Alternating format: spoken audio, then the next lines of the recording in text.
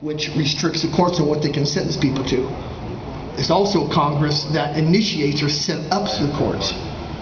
So it's very important to learn what our Constitution is, because if you don't know what the Constitution says, you don't know what our branches can do and what they can't do. So I want to talk a little bit about the judiciary.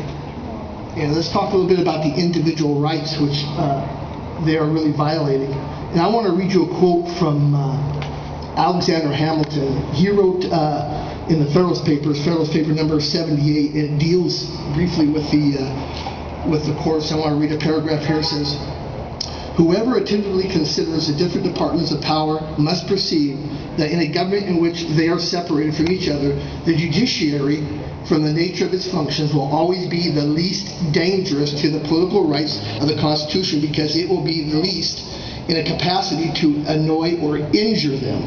Well, I think today we can see that's just the opposite. The executive not only dispenses the honors, but holds the sword of the community. The legislature not only commands the purse, but prescribes the rules by which the duties and rights of every citizen are to be regulated. The judiciary, on the contrary, has no influence over the sword or the purse, no direction either of the strength or of the wealth of the society, and can take no active resolution whatsoever. That means they cannot make law. Now, how many times have we seen the Supreme Court make laws? Congress didn't pass an abortion law. That was the Supreme Court. Congress didn't pass the law that says you can't teach creationism in the schools. That was the courts. Okay?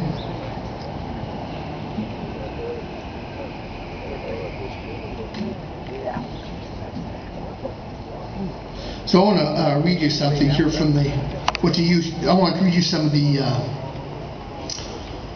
rulings the Supreme Court's made about 150 years ago. And I think you'll find this interesting, and we'll take a look at some of the rights they're violating. The U.S. Supreme Court in 1884 ruled that all men are endowed not by edicts of emperors or decrees of Parliament or acts of Congress by their Creator with certain inalienable rights, and among these are the life, liberty, and pursuit of happiness. And to secure these, or not grant them, but secure them, governments are instituted amongst men. So the government's not to take away our rights, but they were to guarantee the rights given to us by God. Dealing with marriage. For the life of one man and one woman in the holy estate of matrimony, the family is the sure foundation of all that is stable and noble in our civilization. Now that was the Supreme Court in 1885 under Murray versus Ramsey. And of course, we all know about the so-called separation of church and state, and I probably don't have enough time to get into that, but trust me, the founding fathers and our early courts did not support separation of church and state. That's right. Secularism. We have a lot of secularism in our society, and particularly in our schools. The Supreme Court said in 1963, this is the case of School District of Abington Township versus Shemp. It says secularism is unconstitutional. What? Unconstitutional? That's not what they're doing today. It continues, preferring those who do not believe over those who do believe, it is the duty of government to deter non-belief religions. And facilities of government cannot offend religious principles. Yet today, how many times do the courts offend religious principles? How many times are Christians and patriotic I got your sign last time, remember? I'd like to end by reading reading a poem a friend wrote, and I think this really sets a tone here. It says, "Have you forgotten? Have you forgotten the history of when we fought for freedom, or are you becoming blind to the ones taking all that away from we the people upon this day? In God we trust, your forefathers did say, those great men, how we forgot their way? And in the schools was the best you see, they took that away, cut it down to its knees. For it is failing, for what has been done, they pull the trigger of the gun. So they have forgotten the true history of time when Jesus was strong in our mind. And we were free and crime was small, and our country built a strong wall. with God to guide your way, the school was full of knowledge. Have you forgotten those days? Have you forgotten what made this country great? Or have you closed the history gate? So I want to end with this one thing. If you do not study history, you're doomed to repeat it. Thank you.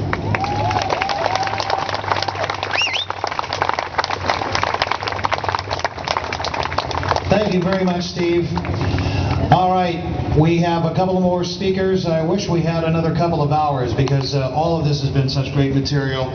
And if you would, please welcome a great guy, and I consider him a friend, Kurt Groening with We the People. Hey, thanks. Brian's done a great job, and I do want to thank Steve. He tells it like it is. I did want to, I just got an update from my wife.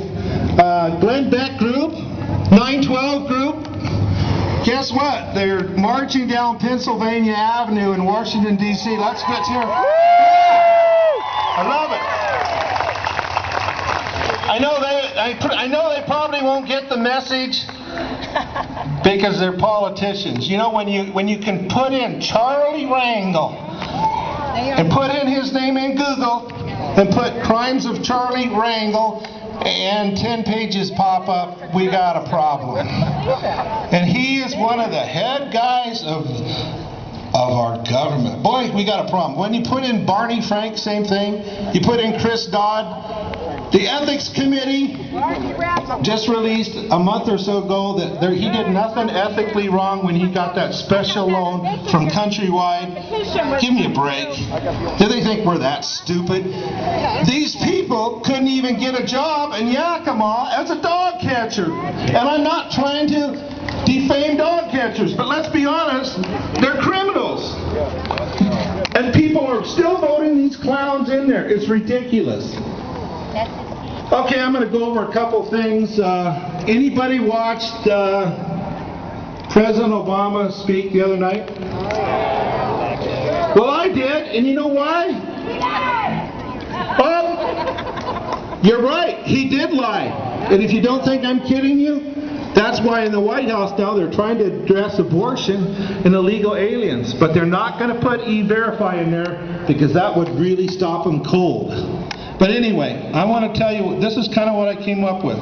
President Obama exposed himself last night, and I'm wondering if I was the only one saw it happen. Right near the end of the speech, when the president tried to make it sound if government-run health care is something that every past great American would have demanded, I don't think so. Obama talked about the perils of too little government, and I started laughing when I heard that. The leavening hand of wise government policy, and I started laughing when I heard that. Carefully crafted government efforts to help people in need. You ever get an audit and it says, we're here to help you? My first wife, I don't know, man. I got audited like 8 out of 10 years in a row, and I kind of go, man, I hated getting audits. Most of the time I'd end up getting more money back, but still, it's disgusting. And then here's the kicker. He expressed empathy when those who are having trouble believing government is out to look out for them. Well, Mr. President, I object. I don't think they're looking out for us. I think they're looking out for freeloaders. Sorry, that's my opinion. We need to get back. Well, Mr. President, I object. I don't think the crisis we are facing today is any way resembles the perils of too little government. 52 mandates in Washington State. That's a lot of mandates. Do we need help?